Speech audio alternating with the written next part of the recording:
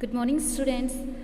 Welcome to the Shanti Kunj online classes. Today we are going to revise a chapter for class 6 and the name of the chapter is Electricity and Circuit.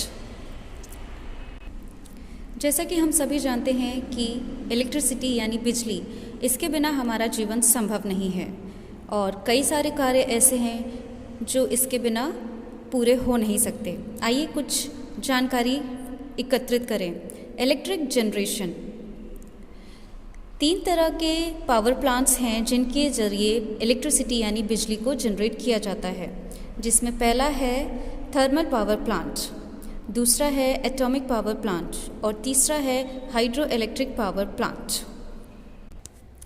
हमारे घरों में जो electricity आती है वो power station से हमारे घरों तक आती है।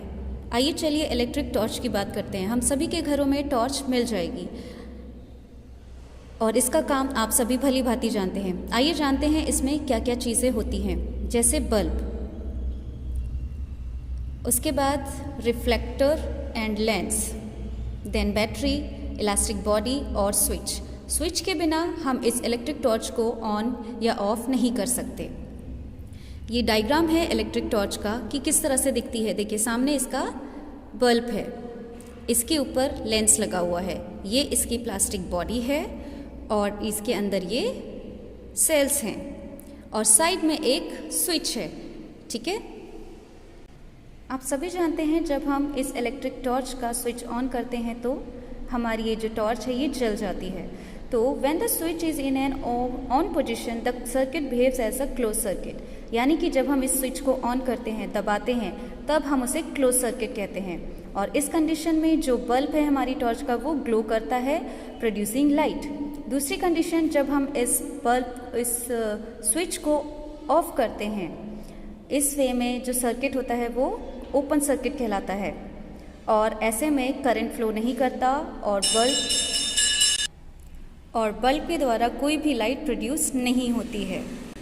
अब कोई भी इलेक्ट्रिक सर्किट कम्प्लीटली वर्क करे उसके लिए 3 चीज़ें ज़रूरी हैं। पहला, current producing device like cell या बैटरी, इसकी मौजूदगी ज़रूरी है। Secondly, a wire which allows the electric current to flow through easily, wire की आवश्यकता पड़ती है। And thirdly, an unbroken loop of wire connecting one terminal of the source through various appliances back to the other terminal of the sources. आइए अब बात करते हैं sales की, यानी इलेक्ट्रोकेमिकल सेल्स। सेल्स 2 तरह के होते हैं, प्राइमरी सेल्स और सेकेंडरी सेल्स।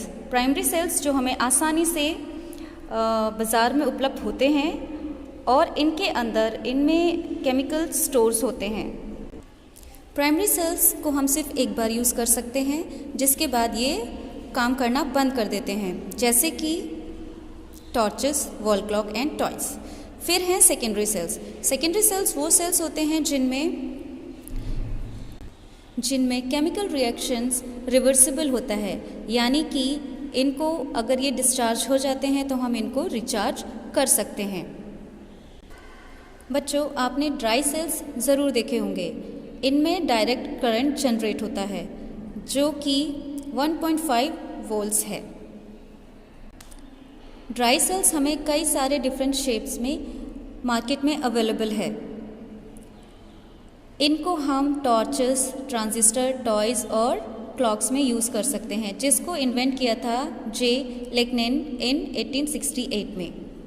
ड्राई सेल्स के कुछ यूजेस भी हैं, एडवांटेजेस भी हैं, जैसे कि ये स्मॉल साइज़ में छोटा होता है और ये लाइट वेट होता है। सेकेंडली, ये इसमें किसी तरह की लीकेज नहीं होती है और थर्डली, हम इसे एक जगह से दूसरी जगह ट्रेवल कर सकते हैं।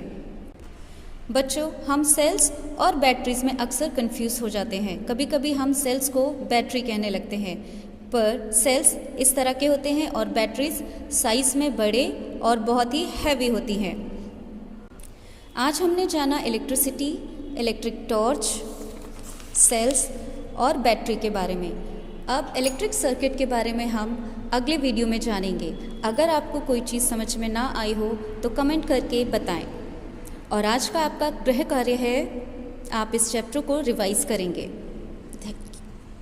तब तक के लिए आप अपना ध्यान रखें और घर में सुरक्षित रहें।